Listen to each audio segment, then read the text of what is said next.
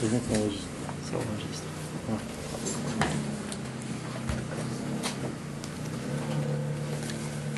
Ça marche, ouais.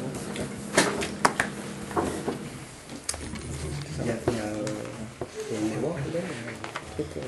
C'est lui qui... Non, ça va. C'est Michael Parian qui se remet ça. Bon, alors, ce qu'on avait commencé avant la dernière fois, on avait posé des questions sur Fada Béchalon, on ne va pas les répéter aujourd'hui parce qu'on ne va pas répondre aujourd'hui. Après, on avait commencé à expliquer le verset qui disait Yudur Hashon commence à expliquer comment ce dévoilement était très très grand. Pour expliquer la grandeur de ce dévoilement, on avait expliqué qu'il y avait 3 niveaux. Il y avait Tzedaka. Tzedaka, ça veut dire quoi? Tzedaka, c'est combler un manque. Comme on voit dans la Gemara, par exemple, que nos maîtres disent, quand il y a un pauvre, tu dois combler son manque par rapport à son standing de vie. Même, si on avait dit, même, appelez-le sous-lire kovala, même si c'était un cheval, même si c'était quelqu'un qui avait l'habitude d'avoir un cheval ou un serviteur, mais il faudra lui donner les moyens de retrouver ce standing de vie qu'il avait. Par contre, mais tu n'as pas l'obligation de le rendre riche. Donc, c'est-à-dire que tu dois lui donner ce qu'il a besoin. La notion de besoin étant relative, c'est sûr, mais en tout cas ce qu'il a besoin. Après, il y a la notion de chesed. Pardon, il y a la notion de hashirut, pardon. Hashirut, on a dit, donc ça c'est quelque chose, c'est donner la richesse, c'est quelque chose qui est même au-delà des besoins. Et après, on avait expliqué qu'il y a la notion de chesed. Chesed, on avait vu ce que la Gemara dit, que quand on fait le chesed, c'est la bienfaisance, c'est ben l'anim, ben l'ashirim. C'est-à-dire qu'il s'agit de donner même à des riches. La Gemara dit, qu'est-ce que c'est que chesed? La tzedaka, c'est que pour les pauvres. Mais le chesed, la bonté, c'est pour les pauvres comme pour les riches. Donc s'il s'agit de donner quelque chose à un riche, donc il s'agit de lui donner quelque chose qui est au-delà de la notion de richesse. Bon. Donc on voulait expliquer un petit peu à quoi correspondent ces 3 niveaux dans le dévoilement qu'il y a dans le monde. Alors on avait commencé à voir déjà, on avait commencé à dire par exemple que quand Dieu a créé le monde a été créé par la royauté de Dieu. Et on a vu comment dans la royauté de Dieu il y a eu un chisaron, il y a eu un manque. On a vu qu'il y a 5 niveaux qui ont été retirés à la royauté. Donc qu'est-ce que ça veut dire tzedaka par rapport au monde? Tzedaka par rapport au monde, ça veut dire ramener cette plénitude qui manque cette plénitude de dévoilement de Dieu qui manque dans le monde. Et ça c'est tzedaka, c'est combler un manque. Mais c'est pas encore la richesse. Pourquoi? Parce que tant que tu lui donnes quelque chose qui est en relation avec lui, qui est dans ses cordes, qui est dans son niveau, qui est dans... Ça s'appelle combler un manque. La richesse dans le monde, ça serait quoi? Ça serait donner quelque chose qui est au-delà de ce que le monde a besoin. Après, il y a la notion de chesed, qui est encore plus haut que la richesse. Donc, globalement, c'est quoi en tout cas cette notion de chesed? Chesed, c'est donner ce niveau de lumière divine qui transcende le monde. Alors, je rappelle un peu juste les notions pour savoir qu'est-ce que ça veut dire. Finalement, on parle d'un niveau de Dieu qui est en relation avec le monde et en relation de Dieu qui transcende le monde. Très rapidement, ça veut dire quoi? Si je reprends ce qu'on a vu la dernière fois, si on arrête un juif simple dans la rue, on lui demande qu'est-ce que c'est Dieu pour toi, il va dire c'est Boré Olam Umanigo, c'est le créateur du monde. C'est vrai, mais résumé à Kadosh Baruch Hu Aslan, on a dit que c'est une très grande irida pour Dieu. Dieu c'est beaucoup plus que cela. Être créateur du monde, c'est pas ça la grandeur de Dieu. Dieu s'est abaissé pour créer le monde. Donc quand on dévoile dans le monde la plénitude de ce niveau de Dieu qui crée le monde, c'est de la tzedaka. On vient donner au monde, on vient combler au monde son manque. Par contre, quand on dévoile dans le monde ce niveau de Dieu qui transcende le monde, qui n'a rien à voir avec le monde, qui dépasse complètement le monde, ça, c'est la notion de richesse dans le monde. Mais après, il y a la notion de chesed, amener dans le monde plus que ça. Alors, c'est ça qu'on va expliquer, qu'est-ce que ça veut dire plus que ça? Qu'est-ce que ça veut dire plus que ce niveau de Dieu qui transcende le monde? Alors, on avait simplement dit un petit mot, mais il faudra expliquer que c'était lié à un niveau de Dieu qui s'appelle Atik Yomin. Mais on reviendra là-dessus. Un niveau de Dieu qui est plus que ce niveau de Dieu qui transcende le monde. On va expliquer après ce que ça veut dire. C'est le niveau de Atik Yomin, c'est ça qu'on peut dire, c'est Dieu lui-même, oui. Ou alors c'est encore autre chose? On va parler, il y a plusieurs niveaux. Même dans ça même, on va faire plusieurs niveaux aussi. Plus long, bon. Alors, je vais reprendre au paragraphe Zayn. D'accord? Je rappelle que ce mamar-là est basé sur un mamar, c'est que le Rabbi explique ici un mamar du Rabbi Rachab de l'année Tavresh Aïn He, donc des années 1915. Alors, il y a des chaises en C'est santé. quand du rachat, parce que Oui, oui. Il y a des chaises.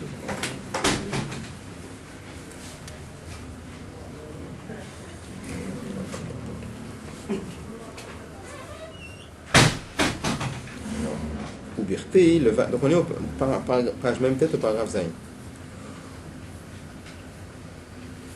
Birté, le Vayana Chesed Shel Malam Hashirut, afin d'expliquer qu'est-ce que c'est que ce niveau de bonté qu'on amène dans le monde et qui dépasse la richesse. Non, c'est pas la peine de rester pas debout, on va attendre 2 minutes, il y a des chaises.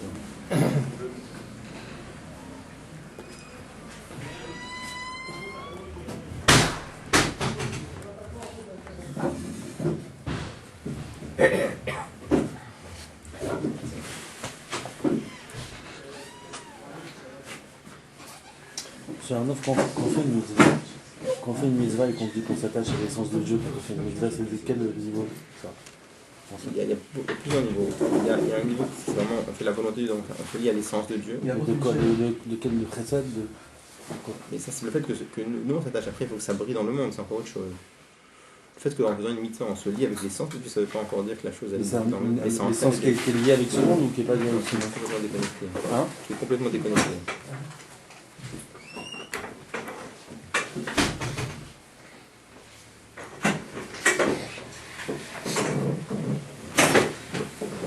Alors, le Vayana Chesed Shel Malam Hashirut, afin d'expliquer plus clairement qu'est-ce que c'est que cette notion de bonté qui transcende la notion de richesse. Il explique dans le Mamar d'abord la richesse qu'il y avait à l'époque du roi Salomon. Qui dans la richesse même était déjà à un niveau très élevé. Il explique le fait qu'on nous dise dans le Zohar qu'à l'époque du roi Salomon la lune était pleine. Alors on explique ça veut dire quoi la lune était pleine. Parce que la lune ça peut vouloir dire la lune. Mais la lune c'est aussi la royauté de Dieu. La royauté de Dieu elle est appelée aussi la lune. Dans le Zohar, souvent, quand on dit Sihara, la lune, c'est la royauté de Dieu. Et c'est lié au fait, parce qu'on avait vu avant que pour créer le monde, il a fallu retirer une certaine lumière dans la royauté. C'est lié au fait que la lune a été réduite, d'après le Midrash. La lune a été réduite. La réduction de la lune et la réduction de la royauté, les deux notions sont liées. Donc, on sait que la lune, elle est pleine quand c'est entre le 14 et le 15 du mois. Le roi Salomon, c'était la 15e génération par rapport à Avraham Avinu. Donc il explique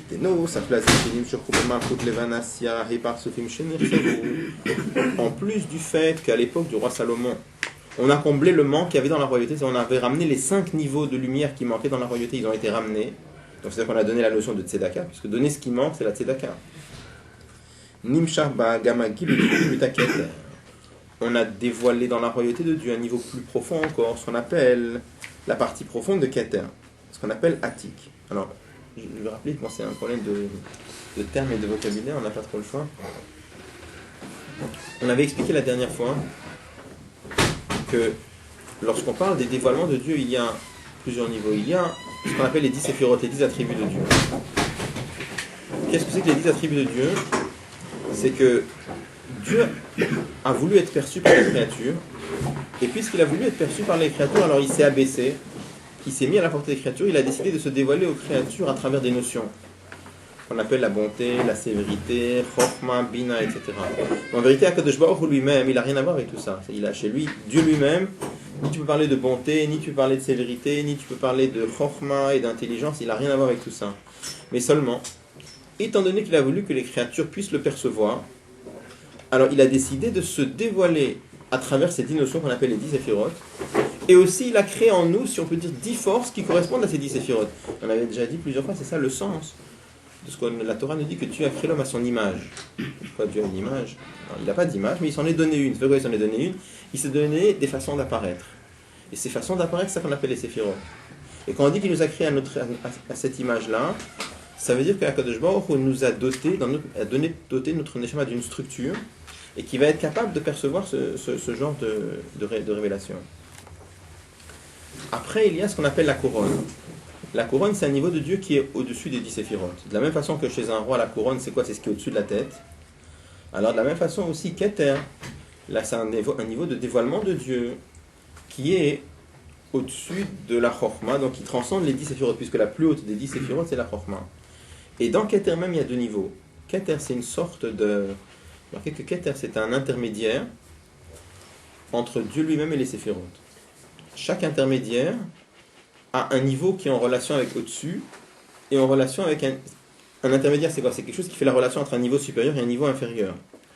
Donc puisqu'on va faire la relation ici entre ce niveau de Dieu qui n'a complètement rien à voir avec les séphirotes et ce niveau de Dieu qui s'est réduit, qui s'est restreint, qui a décidé de se dévoiler à travers des notions qu'on appelle les 10 sphirotes, le niveau intermédiaire c'est Keter. Dans Keter, il y a donc deux niveaux. Il y a ce niveau qui est lié plutôt avec au-dessus, et un niveau qui est lié plutôt avec en dessous. Ce niveau de Keter qui est lié avec plutôt en dessous, on appelle ça Arich Hanpin, le grand visage. C'est au-dessus, non, au-dessous. Donc ça, c'est ce niveau de Dieu. On est toujours au-dessus des 10 séphirotes, mais on parle quand même de visage. La notion de visage, c'est déjà une structure. Dès qu'on parle, les séphirotes sont appelés aussi des visages. Donc même si on appelle ça Arich Hanpin, le grand visage, donc il y a ici une relation avec les séphirotes. Et après, il y a Atik Yomin. Atik, ça veut dire détaché. Notamment Atik Yomin, ça veut dire détaché des jours.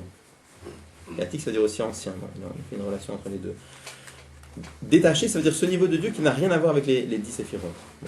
Donc en tout cas, c'est marqué dans le moment là-bas du Rabbi Rachab, il explique qu'est-ce que ça veut dire qu'on a amené à l'époque du roi Salomon il y avait la richesse qui brillait dans la royauté.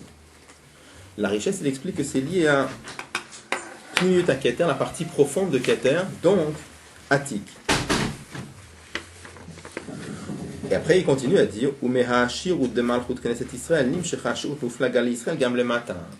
de cette richesse qu'il y a dans la royauté, ça s'est traduit matériellement et concrètement dans le monde par une très grande richesse matérielle à l'époque du roi Salomon.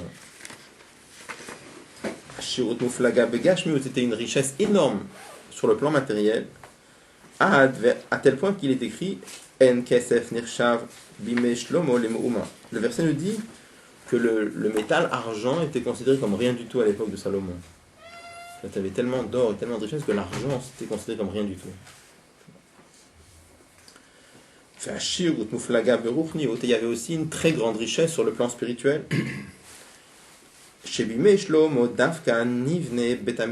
Et c'est pour ça qu'à l'époque du roi Salomon a été construit le Bet Amikdash. Donc, qu'est-ce qu'on est en train de dire? On a dit tout à l'heure, la tzedaka c'est quoi? C'est combler un manque. Donc on a dit que dans ce niveau de Dieu qui crée le monde et qu'on appelle la royauté, il y avait un manque au moment de la création, comme on a vu, on a retiré simple lumière. Sur la tzedaka, c'est combler le manque qu'il y a dans Malchut. Amener la richesse, c'est quoi? La richesse, c'est donner à quelqu'un plus que son manque. On a vu pour la tzedaka, je répète ce qu'on a dit tout à l'heure, pour la tzedaka, c'est marqué, à un pauvre, on doit lui donner tout ce qu'il a besoin. On n'a pas l'obligation de le rendre riche. On doit combler son manque, c'est tout. Donc il y a la notion de combler le manque, puisqu'on appelle dans la Gemara des Marsero Asher Sarlo. Mais après il y a Ashirut. Ashirut, c'est plus que combler le manque. On a dit la même chose dans le monde. Faire la tzedaka dans le monde, c'est quoi? C'est donner au monde ce niveau de lumière divine qui est en relation avec le monde et que quand il n'y a pas ce niveau-là, c'est considéré comme un manque pour le monde. Par contre, quand tu parles de ce niveau de Dieu qui transcende le monde, est-ce que je peux dire que le monde, ça lui manque ça? Quand est-ce que je peux dire qu'une chose me manque? Quand j'ai un rapport, j'ai une relation avec ça. Est-ce qu'on peut dire, par exemple, pour nous, est-ce que ça nous manque un palais? Ben non, on n'a pas besoin d'un truc pareil, parce que ça n'a rien à voir avec notre train de vie, donc on n'en ressent même pas, c'est pas un besoin pour nous, parce que ça nous dépasse complètement. Donc combler un manque, c'est donner à quelqu'un quelque chose qui est dans ses cordes, qui est en relation avec lui. Donner la richesse, c'est donner quelque chose qui le dépasse complètement. Donc donner dans le monde ce niveau de Dieu qui transcende le monde, ça c'est donner dans le monde la richesse. Et c'est ce qu'il y a eu à l'époque du roi Salomon. C'est ce qu'il explique là-bas. Ça a été la seule époque où effectivement il y a eu la richesse dans la royauté. Je sais pas, il y en a peut-être eu d'autres, je sais pas. Mais en tout cas là-bas il prend cet exemple-là parce qu'il est particulièrement il est mentionné dans le Tanakh. Et il y a, je pense que c'était quand même assez exceptionnel, mais après il faut voir dans d'autres niveaux ce qui peut appuyer dans d'autres époques aussi. Non, pourquoi? Parce que par exemple, quand les Hébreux étaient dans le désert, on va en ils parler. avaient la richesse. On va en parler. Donc, Après, juste après, on va parler de ça. Dans le désert, on va en parler après, justement.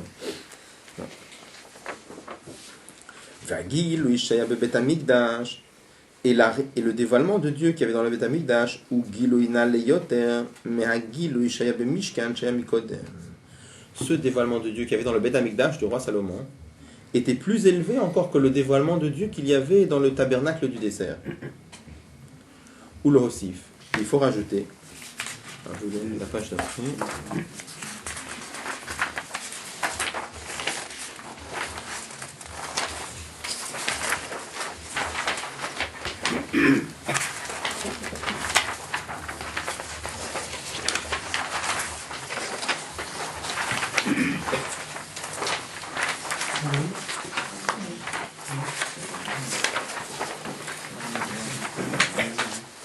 C'est la dernière.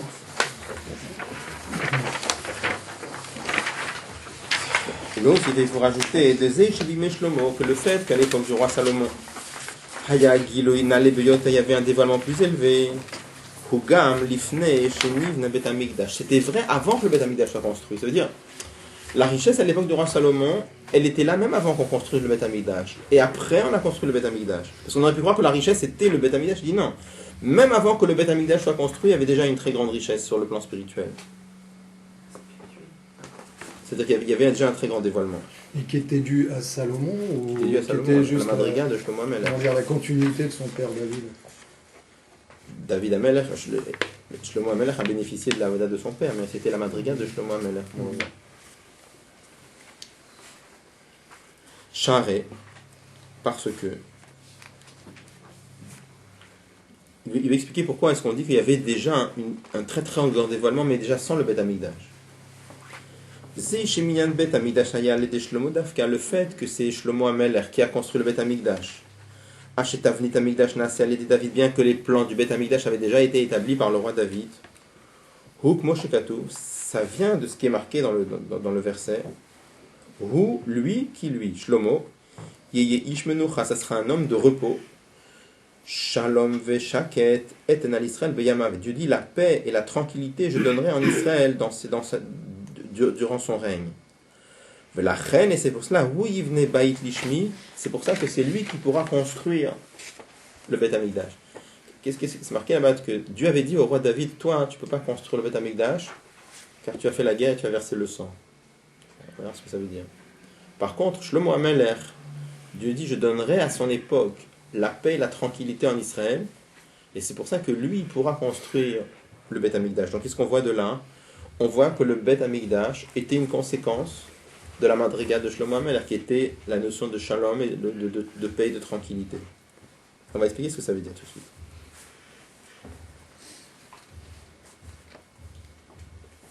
Veyadoua, et il est connu dans les mamarim de Chassidut.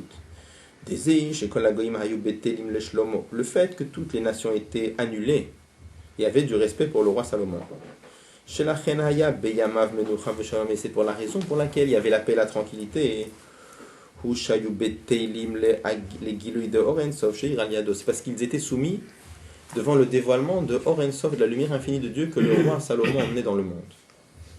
On dit, je suis dans les mamarim de Chassidut, c'est marqué le fait que les goïms autour de David Amelech avaient un très grand respect pour lui et qu'ils étaient complètement annulés devant Shlomo Amelech.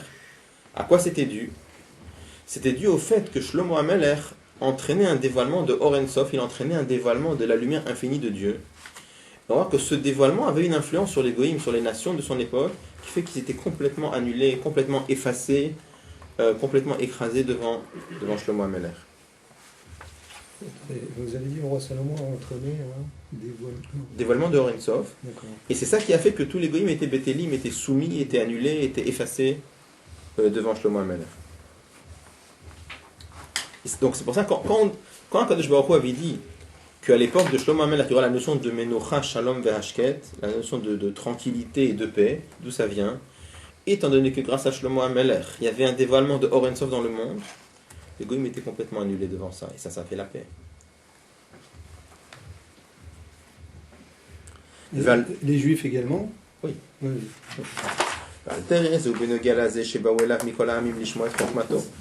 Et de la même façon, il y avait une autre conséquence à cela. Non seulement les goïms étaient annulés devant lui, mais plus que cela. C'est marqué qu'il y avait des goïms qui accouraient de toutes les nations pour venir écouter la sagesse du roi Salomon.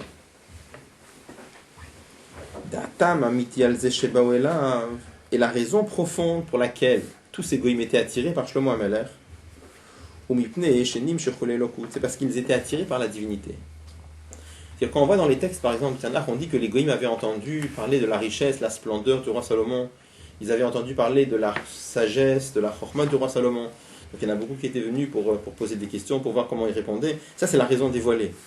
En Chassidut, on explique la raison profonde. Pourquoi tous ces Goïms-là accouraient vers Shlomo HaMelech. C'est parce que Shlomo HaMelech avait entraîné un dévoilement de Or Ein Sof, un dévoilement de la lumière infinie de Dieu. Et ça a attiré, si on peut dire, on va parler, les étincelles de Kedusha qu'il y avait dans toutes ces nations-là étaient attirées. On va parler tout de suite.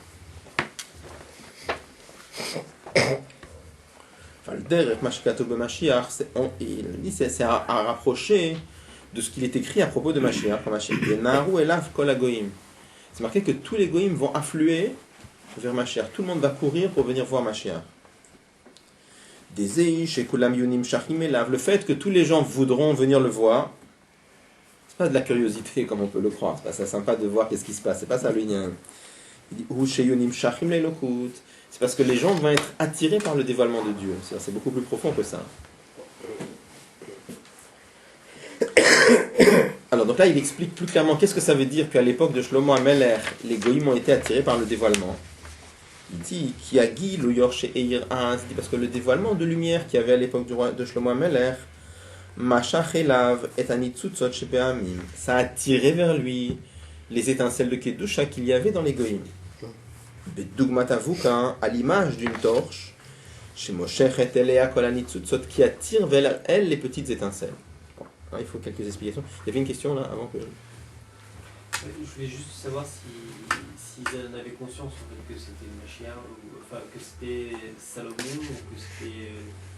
Comment dire, est-ce que les gens étaient conscients? Pas forcément. Pas forcément. On voit souvent comme ça que des goïms font des choses. Et c'est possible qu'eux ne sont pas conscients. Là, on nous dit la vraie raison pour laquelle ils le font. C'était ça. Et par exemple, à l'époque du Mashiach, ce sera ça en fait. Ce sera la même chose. Les goïms ne seront pas forcément conscients que ce sera le Mashiach. C'est ça? Oui. À l'époque de Mashiach, là, plus tard, il y aurait une prise de conscience après. Mais je prends dans un autre niveau. Il y avait souvent, par exemple, c'était par exemple chez le Tzemar Tzedek, il y avait, même chez les rabbins, quand les rabbins parlaient des mamarim de Chassidut, alors les gens venaient écouter, et souvent il y avait des gens qui se poussaient. Et parmi les gens qui se poussaient, il y avait des gens qui ne comprenaient rien. Ce que le rabbi disait, ils ne comprenaient rien dans le mamar de Chassidut, et tout le monde se poussait pour entendre. Donc il y avait quelqu'un qui était choqué en disant, mais... Toi, il parlait en yiddish, non? Oui, mais genre, c'était chez tous les rabbins comme ça, les gens se poussaient pour entendre. Donc il y en a qui disaient, mais ils se poussent, mais pour entendre quoi? Alors il dit, mais tu comprends rien. Il a dit, sa neshama est attirée par le dévoilement de Dieu qu'il est en train d'amener. Quand il dit les paroles de Chassidut, c'est un dévoilement d'Akadosh Baruch Hu. Alors il dit, lui il pousse, il ne sait même pas pourquoi il pousse. Mais en vérité, c'est quoi? Il dit, c'est sa neshama qui pousse parce qu'elle veut entendre le dévoilement de Or Eloki qu'il y a dans les mamarim de Chassidut. C'est un peu la même. Ils ne sont pas forcément conscients, mais le lien il est vrai quand même.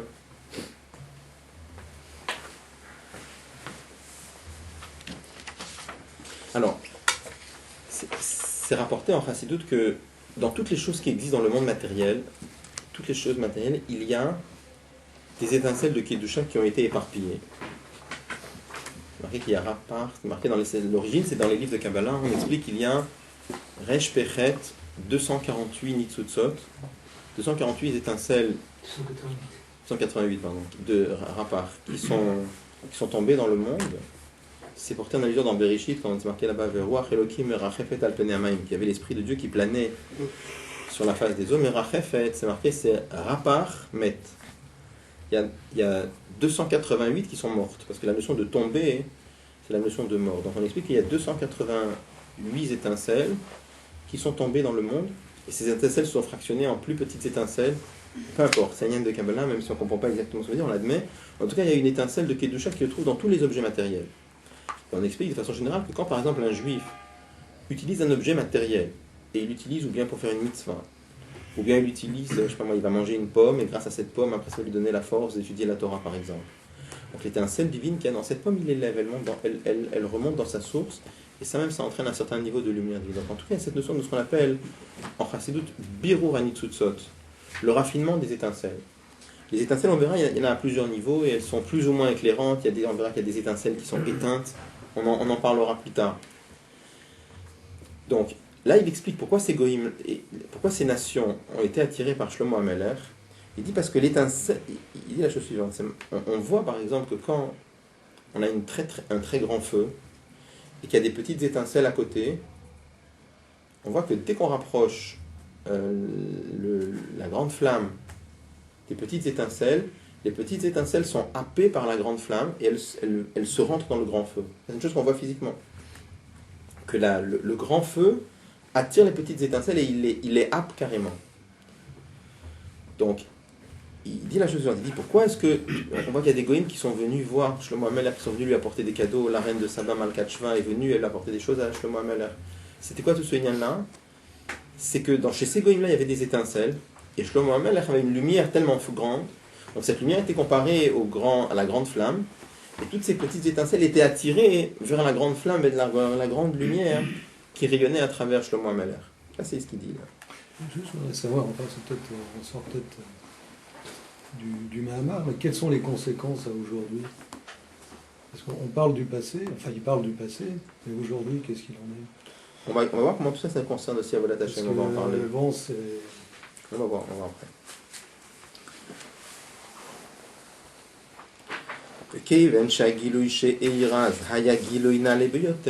Et étant donné que le dévoilement qu'il y avait à l'époque du roi de Shlomo HaMelech était un dévoilement très très élevé, la reine Gam Anitzutzot Shebimkomot Arechokim, même les étincelles qui étaient dans des endroits très lointains, Nimshechu, les Giloui Sheheira de Shlomo, ont été attirés par le dévoilement de Dieu qu'il y avait à l'époque de Shlomo HaMelech. C'est-à-dire, si je reprends l'exemple de la grande flamme, le grand feu avec les petites étincelles, pour que la grande flamme attire les étincelles, il faut qu'il y ait quand même une certaine proximité entre la flamme et les étincelles.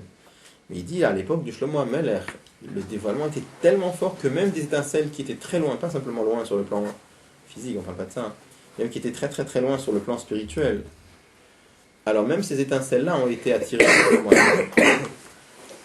Comme il est écrit dans le Tanakh,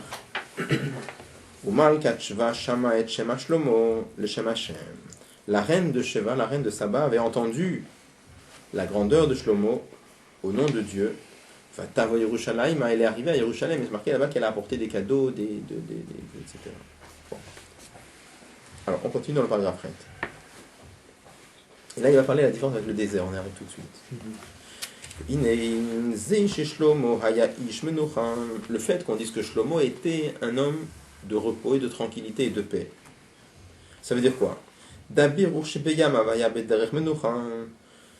que le raffinement de la matière, le raffinement des étincelles, l'élévation des étincelles à son époque était dans une façon de repos. On va expliquer tout de suite. Il n'avait pas besoin de faire la guerre pour élever les nitzutzot, les étincelles.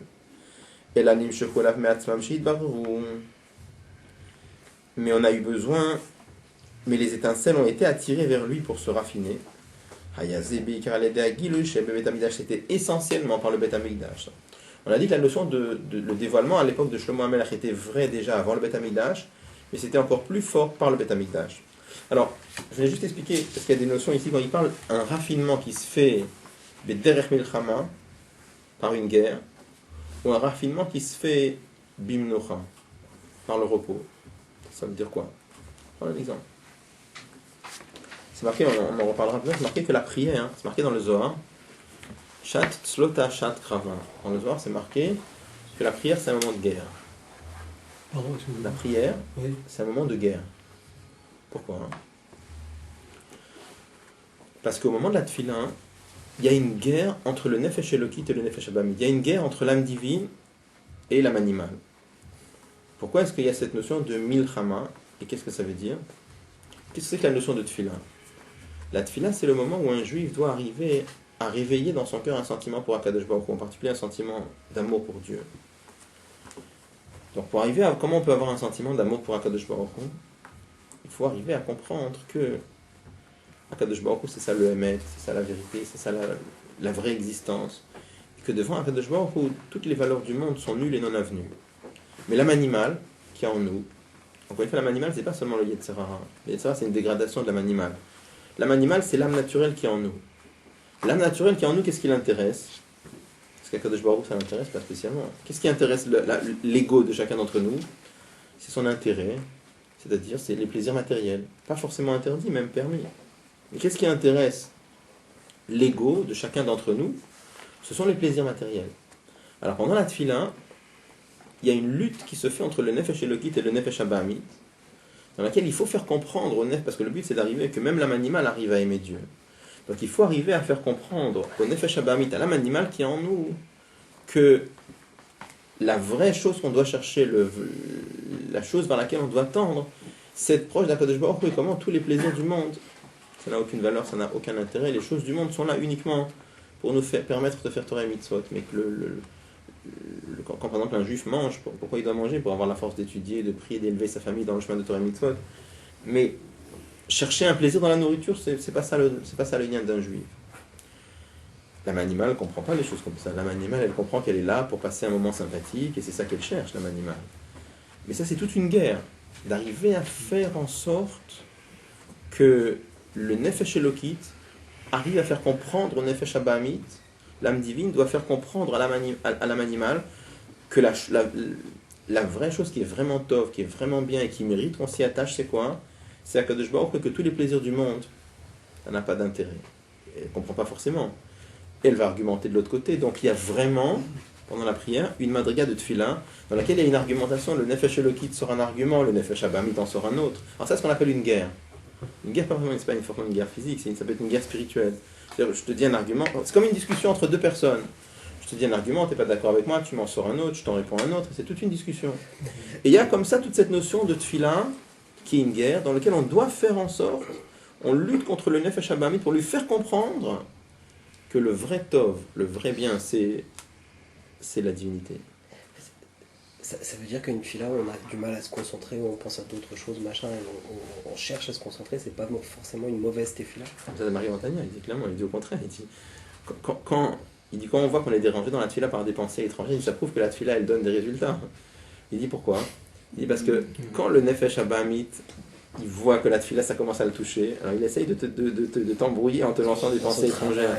Mais si, c'est marqué, on voit par exemple que quand on mange, on n'a pas tellement des pensées étrangères. C'est juste quand on essaie de se concentrer dans la tefila, là, ça commence tous les soucis qui te remontent à l'esprit. Oui, Pourquoi? Plus intense. Parce que le Yetzirah, il sait que quand tu manges, il n'y a pas besoin de te déranger, c'est tranquille, là-bas, il sait qu'il a sa part. Mais quand tu pries, là, ça le dérange vraiment, donc il essaye de tout faire pour déranger. D'accord? Donc, ça c'est un exemple, une madriga de tefila dans laquelle il y a un birour qui s'est bederech milchama. Il faut lutter.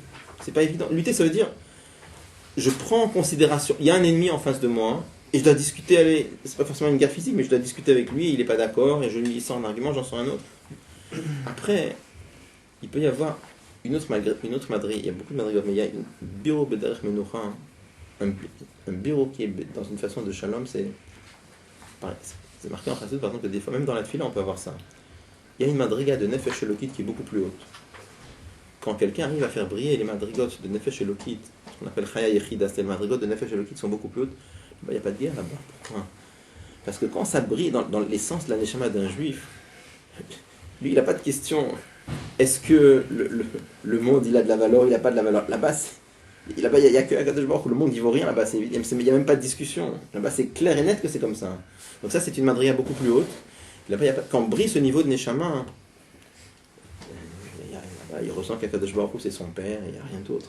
C'est nul et non avenu, mais la question ne se pose même pas. Donc là, c'est un birour qui se fait bederech shalom. J'amène ça juste pour illustrer. Qu'est-ce que ça veut dire un raffinement qui se fait bederech menorah, dans une façon de repos, ou un raffinement qui se fait bederech milchama. Milchama, ça veut dire il y a un opposant et on prend en considération ses arguments et on discute avec lui jusqu'à ce qu'il accepte. Bederech menorah, c'est au contraire, c'est un dévalement très fort qui l'inonde complètement. La question ne se pose même plus.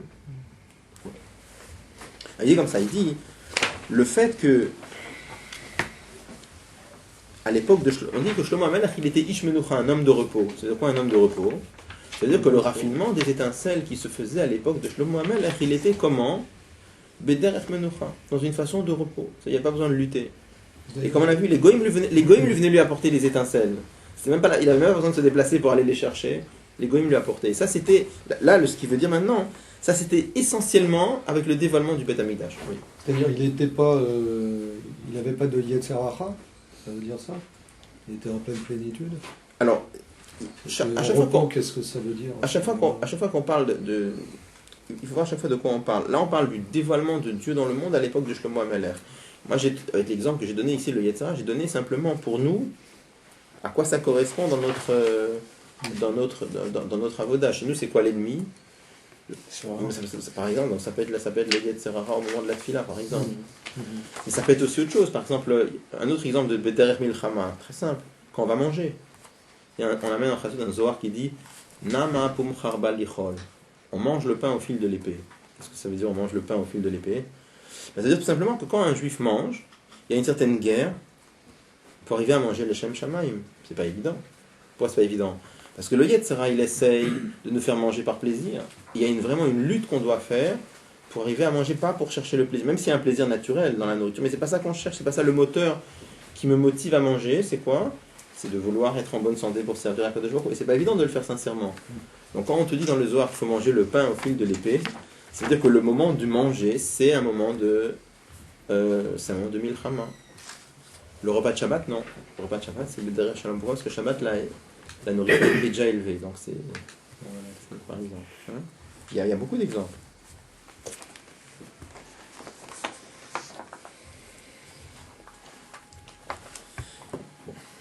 De'abiru al-yedei hagilui shebet b'mishkan. Donc là, il veut expliquer donc la grandeur du dévoilement qu'il y avait dans le temple de Shlomo HaMelech. Il va le comparer pour ça avec le dévoilement qu'il y avait dans le Mishkan, dans le désert. Le raffinement qu'il y avait par le dévoilement qui brillait dans le Mishkan, dans le tabernacle. Kol el gam hagilui she'Aaron she'b'mishkan. Donc y compris le dévoilement qu'il y avait dans l'arche sainte du Mishkan. Là-bas, c'était un raffinement qui se faisait dans une façon de milchama, de guerre.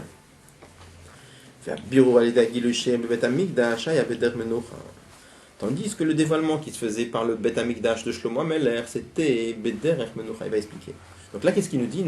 Il affirme une chose, il n'a pas expliqué encore. Il dit que le raffinement qu'il y avait par le dévoilement du Bet Amikdash, c'était Menucha, le repos. Le raffinement qu'il y avait dans le monde, grâce au dévoilement qu'il y avait dans le Mishkan, dans le tabernacle, c'était Bederech Milchama, c'était une guerre. Pourquoi? Comme c'est mentionné dans le Zohar, il y a un Zohar qui dit, il y en a deux qui ont dit lève-toi Hachem. C'était qui les deux? Moshe et David. Moshe Rabbeinu et David Amelech. Moshe avait dit Kuma Hachem v'yafutsu oivecha. Lève-toi Hachem et que tes ennemis soient dispersés. David Amelech avait dit Kuma Hashem limnot chatecha. Lève-toi Hashem et viens vers l'endroit de ton repos. Donc, vous voyez là-bas, chez Moshe Rabbeinu, on parle lève-toi Hashem et fais en sorte que tes ennemis soient dispersés. Il y a une notion de guerre ici. À l'époque de David, qu'est-ce qu'on a dit? David Amelech, qu'est-ce qu'il a dit? Kuma Hashem limnot chatecha. Lève-toi Hashem vers l'endroit de ton repos. On parle de repos, on ne parle pas d'ennemis.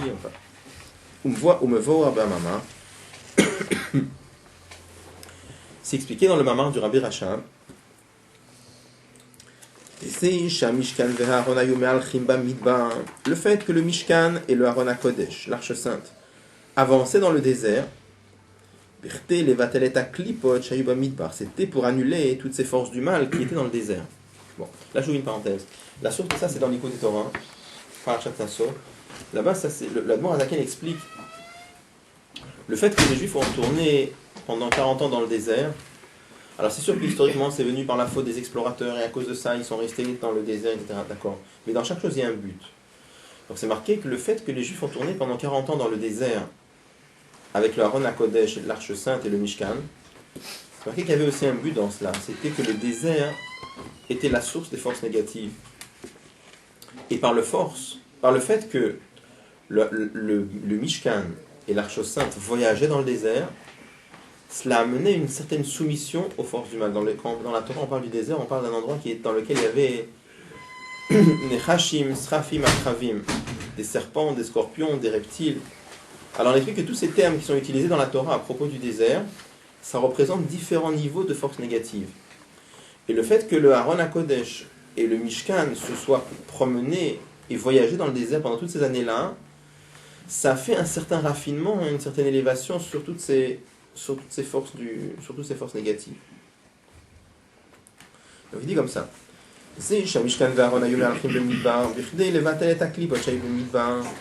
Le fait que le Mishkan et le Aaron HaKodesh voyageaient dans le désert pour annuler, pour apporter le bitul aux forces du mal qui étaient dans le désert, comme c'est marqué, Nechashim, Srafim, Vakravim, les serpents, les reptiles et les scorpions.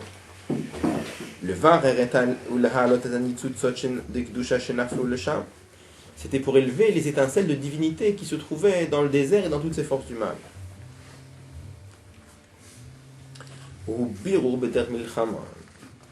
Il dit, ce raffinement-là, c'était comment? C'était Menucha ou c'était Milchama?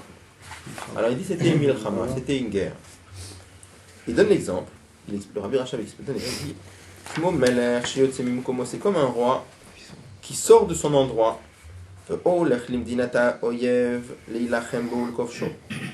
et qui va dans le pays de l'ennemi pour faire la guerre contre lui et pour le vaincre, le conquérir.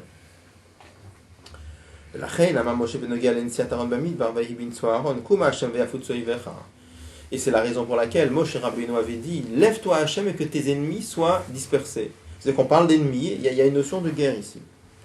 Il y a des ennemis, ce sont les forces du mal, et on doit faire la guerre contre eux.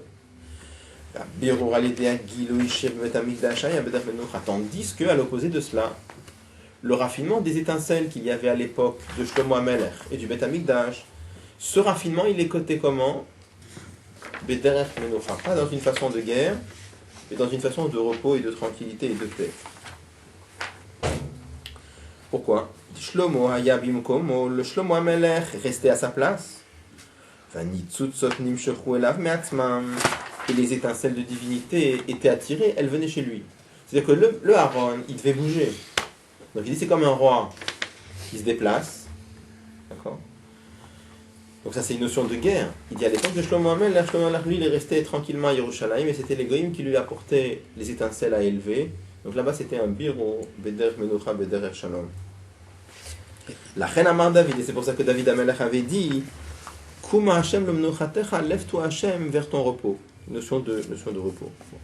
Et là à partir de là, Rabbi va poser une question dans laquelle on voit qu'apparemment il y a certains mamarim de Chassid dans lesquels c'est marqué juste le contraire. On va voir tout de suite. Mais il va répondre. Oui, bien sûr. Non, bah, c'est probablement que dans la suite, il va répondre à ce que je dis. Bon. Je voulais savoir s'il y avait un remède de ça dans la Torah, puisque, a priori, la Torah, c'est surtout, essentiellement, les 40 ans dans le désert. Donc, c'est-à-dire, essentiellement, derrière Milchama, alors. S'il y a un remède de derrière Menucha, quelque part, dans le Chumash. Alors, peut-être que, justement, avec ce qu'il va dire après, on va voir. Excusez-moi, on peut faire un parallèle avec aujourd'hui. Si les Juifs sont en galoute, est-ce que ça correspond aux 40 ans dans le désert? Alors, on va voir que toutes ces madrigotes-là, le Biro Beder Milchama, le Biro Beder Menucha, ça nous concerne à nous, on verra. Oui, voilà, je voudrais savoir de quelle façon. On va voir. Nous, ça nous intéresse. On va voir dans ça la nous suite. intéresse On va voir dans la suite du Mamar. nos enfants. On va voir dans la suite. Alors, Ulhayer, il dit il faut faire la remarque suivante. Les Bekam Mekomot me voient, dans plusieurs endroits, il est expliqué. Shabir ou Shahaya al-Edenesiat Haron Bamidbar ou Bir ou Beder Menucha. Dans plusieurs mamarim, dans Ranat et Tafshin Dalet de Rabbi précédent, c'est marqué juste le contraire. C'est marqué que quand le Aaron HaKodesh voyageait dans le désert pour élever les étincelles, c'était un raffinement qui se faisait comment? Bederer Menucha. Alors que dans la marque du Rabbi Rachab, c'est marqué que c'était Bederer Milchama. Donc contradiction a priori entre deux séries de mamarim. D'accord? Tout le monde a compris la question ou non? Je répète. Ça va? Non?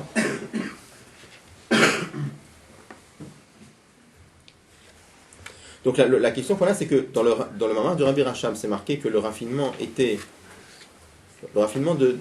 des étincelles de Kedusha dans le désert.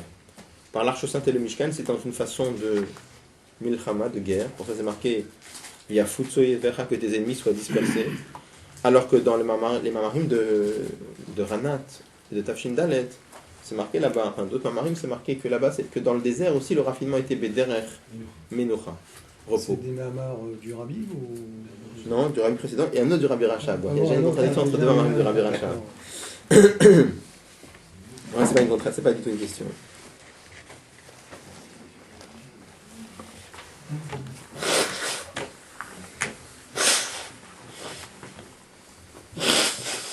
Il est comme ça.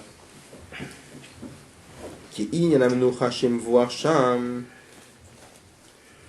hu shabiru bedamem meila. Il dit parce que le raffinement dont il est question dans ces mamarim là, c'est un birour qui se fait automatiquement. C'est-à-dire, on va voir. Et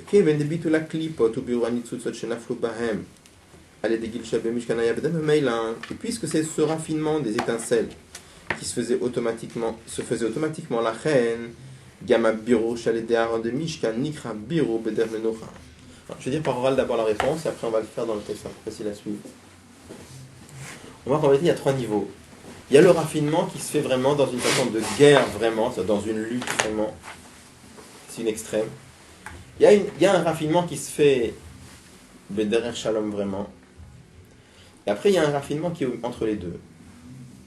Et ce raffinement qui est entre les deux, bah, ça dépend par rapport à quoi tu parles.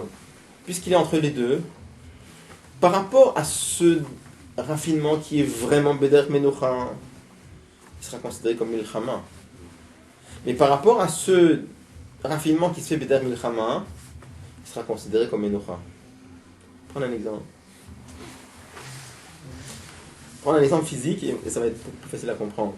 Imaginez un roi qui s'en va, il y a des ennemis, il fait la guerre. Donc ça c'est Beder Milchama, il n'y a pas de question. Prenons l'époque du roi de Shlomo HaMelech.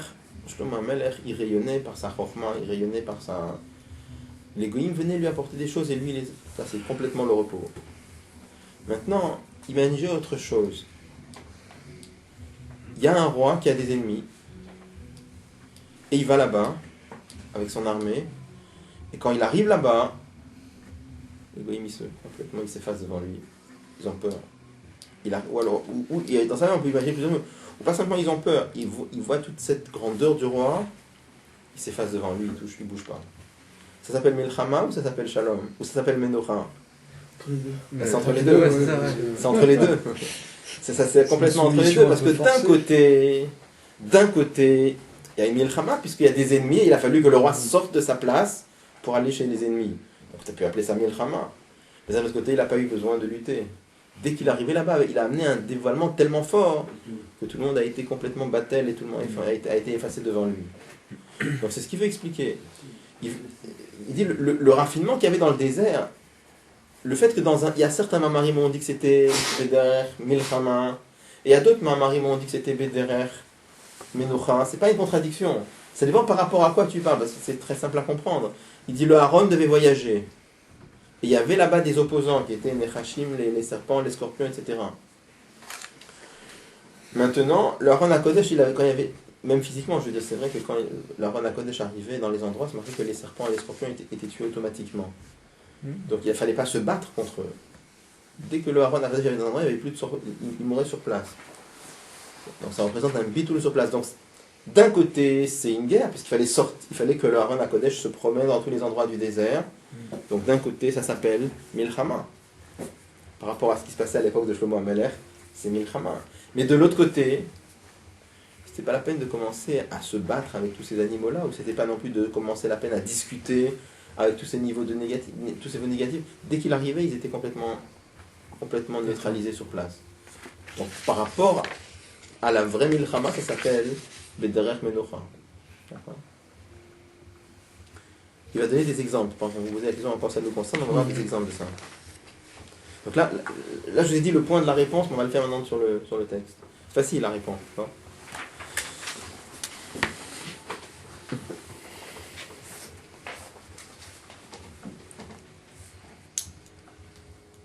Alors, je reprends à qui, c'est à la 4e ligne, comme ça. Qui est la Menocha Shemvoar Sham? Il dit parce que la notion de repos dont il est question dans ces mamarim-là, c'est un raffinement qui se fait automatiquement, c'est-à-dire sans avoir besoin de lutter. Mais il faut quand même sortir de sa place pour y aller. Et puisque ce dévoilement qui était par le Mishkan, il se faisait automatiquement sans lutter. C'est pour ça que d'un côté on peut l'appeler un raffinement qui se fait à travers le repos. Mais la vraie notion de repos, c'est-à-dire la notion de repos à l'état pur, c'est quoi? C'est quand celui qui veut raffiner n'a pas besoin de sortir à l'endroit de l'objet qu'on doit raffiner. Il reste à sa place. Il reste enfermé à son niveau à lui. Mais il reste à sa place à lui. Et de là où il rayonne tellement, il emmène un dévoilement tellement fort à la midbarer sur celui que l'on doit raffiner. C'est le contraire. C'est le mitbarer, c'est l'objet qu'on veut raffiner qui vient vers lui. Comme c'était à l'époque de Shlomo HaMelech, les goïms accouraient vers lui. Donc c'est pas lui qui devait sortir de son endroit, c'est eux-mêmes qui venaient se soumettre à lui. Et ce niveau de Menucha, ce niveau de repos, on l'a eu qu'à l'époque de Shlomo HaMelech. Et là dans la parenthèse il dit Al-Derech HaYadoua, c'est à rapprocher de ce qu'il est connu de par ailleurs.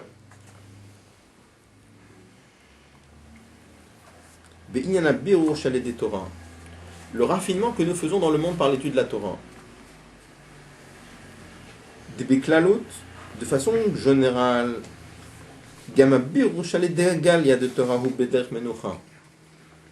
le raffinement que l'on fait par l'étude de la Torah dans le monde, même par la partie dévoilée de la Torah, globalement, c'est un birou qui est bederech menucha.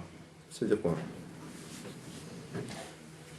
On va expliquer tout de suite, je lis un peu, on va expliquer. Puisque le raffinement il se fait automatiquement par le fait qu'on étudie dans la Torah que cette chose-là est permise et cette chose-là est interdite, les choses se raffinent automatiquement. Pas comme le raffinement de la prière, qui vient par le fait que le Nefesh Elokit s'habille dans l'âme animale.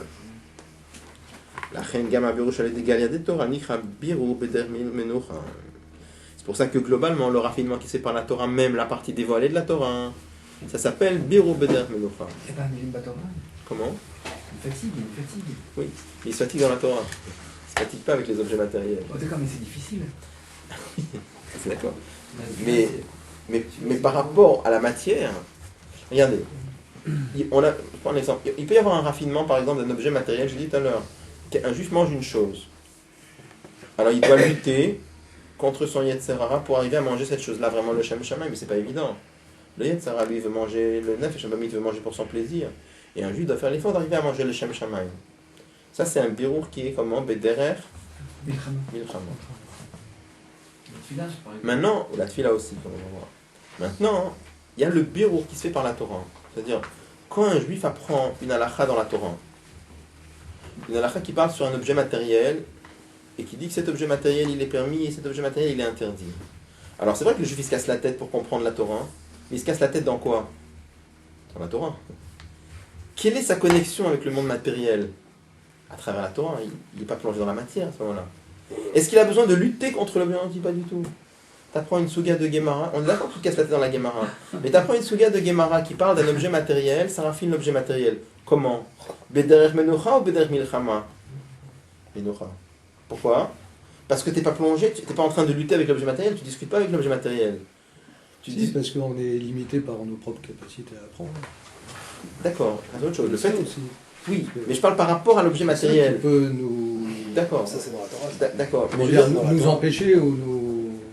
Oui, mais je veux dire, on est en train de... C'est sûr que l'étude de la Torah, ça vient par la fatigue, je ne dis pas le contraire. Mais non, je ne parle pas du raffinement de la... Si on parle du raffinement de l'âme animale par la Torah, alors c'est autre chose. Là, ça sera peut-être Beder Milchama. Parce que des fois, l'âme animale, elle n'a pas envie d'étudier, il faut lutter avec elle. Là, ce bureau-là, il peut être Beder Milchama. Mais je ne parle pas de ça maintenant. Je parle le fait que quand tu apprends une halakha relative à une pomme, ça élève la pomme. Tu luttes contre la pomme, là, maintenant? Pas du tout. La pomme, elle me dérange? Pas du tout.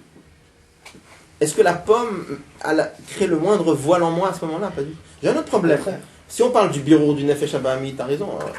On a des fois une tête un peu grossière, des fois on est fatigué, on n'a pas envie, il faut lutter. Mais je parle pas de ça. Ça c'est Bidar Milchama, on est d'accord. Des fois on est découragé. Je parle pas de ça, ça c'est vrai. Mais il y a plusieurs niveaux de birour. Il y a un raffinement de l'âme animale par l'étude et il y a un raffinement de l'objet par l'étude. Là on parle de raffinement de l'objet par l'étude. Le raffinement de l'objet par l'étude. Si j'étudie une halakha à propos d'une pomme, la pomme elle me dérange pas du tout dans Bavodat Hashem. Et ça raffine la pomme sans contact avec elle. Moi je reste à ma place, je reste assis tranquillement devant mon livre. Et de là où je suis, j'emmène une lumière qui va raffiner la pomme. Ça c'est comment? C'est Bederech Menucha. Et ça c'est vrai pas simplement pour la marre de Chassidut, c'est vrai même pour des halachot matériels. Quand quelqu'un apprend la partie dévoilée de la Torah, ça s'appelle Birur Bederech Menucha. On étudie Amiral et Nochri, ça élève les Nochri. Par exemple, à un certain niveau. Aval Bipratiut, mais si on rentre plus dans les détails, on continue. Ça c'est vrai globalement. Aval Bipratiut, mais plus globalement. Et donc il dit, à l'opposé de cela par exemple, il dit la tfila, comme j'ai dit tout à l'heure, la tfila c'est au contraire le birour de l'âme animale par la tfila. Là c'est Beder Milchama, parce qu'on a dit tout à l'heure, il faut arriver à convaincre l'âme animale que la vérité qu'un juif doit chercher dans ce monde, c'est pas les plaisirs matériels, c'est Dieu. Elle accepte pas forcément, elle a ses arguments, il faut discuter avec elle. L'âme animale doit s'habiller, pardon, l'âme divine rentre dans l'âme animale, il rentre. Il se rend dans les arguments, c'est comme quand tu discutes avec quelqu'un. Tu rentres dans ses arguments. Et ça, c'est une certaine descente. C'est marqué, il y en a même. Quand on se bat avec quelqu'un de sale, on se salit. C'est le fait de devoir descendre dans des arguments d'une âme animale, c'est une certaine irida. C'est une irida de Sorechalia, c'est un autre problème, mais c'est une certaine irida pour l'âme divine de commencer à discuter avec l'âme animale. Mais on est obligé. Oui, on est d'accord. On est d'accord, on est d'accord, ça c'est un autre problème, bien sûr. Avalbe Pratiut, donc il dit globalement le raffinement des objets matériels par l'étude de la Torah, c'est un bureau comme en Bederer, Menucha. Ça c'est globalement, mais si on rentre plus dans les détails, Avalbe Pratiut, mais si on rentre plus dans les détails, Keivan Shabir ou Alide Galia de Torah ou Alide Shehi Yored et Mitla Beshet Benyamin Gashmim, étant donné qu'à la fin sur quoi on réfléchit dans l'étude, dans la partie dévoilée de la Torah, tu réfléchis sur des objets matériels. Donc, Hareze Inyan Shel Milchama. Tu peux dire aussi que c'est Milchama. Ça dépend de quoi ça dépend comment exactement comme on l'a dit pour le Haron dans le désert. C'est comme l'exemple du roi qui sort de sa place pour aller dans l'endroit de l'ennemi. Et là-bas, il n'a pas besoin de faire la guerre. Ça, le birour se fait automatiquement. Là aussi, parce que quand tu étudies une Gemara qui parle de prêt ou de terrain ou d'hypothèque ou de pommes ou de je sais pas quoi, à la fin, sur quoi tu réfléchis maintenant? C'est dans la Torah, d'accord. Mais à la fin, tu parles de pommes, et tu parles d'hypothèque, et tu parles d'argent. Donc à la fin, tu as ta tête qui est plongée. Dans la Torah, on est d'accord. Mais le concept de la pomme, et le concept de l'argent, et le concept du prêt, qui est dans la Torah. Tu n'es pas en train de parler d'Akadosh Baruch Hu à la fin. D'accord? C'est la volonté de Dieu, on est d'accord. Mais tu parles quand même d'objets matériels. Donc c'est comme si on disait que quelque part, en finesse évidemment, tu es sorti de ton endroit pour aller te plonger dans quelque chose de matériel, sans rentrer vraiment dans le matériel, d'accord?